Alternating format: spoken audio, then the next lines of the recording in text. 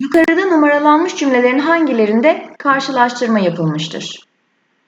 Evet arkadaşlar, 3. cümlemize bakalım.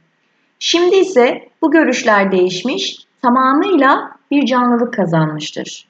Evet, görüşlerin değiştiğinden bahsediyor.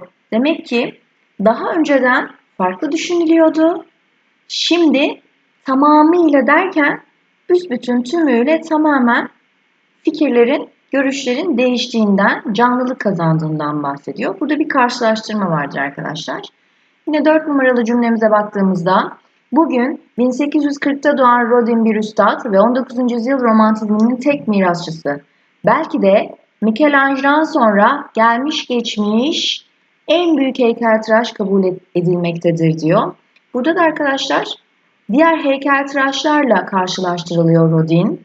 Dolayısıyla 3 ve 4'te karşılaştırma yapılmıştır diyebiliriz.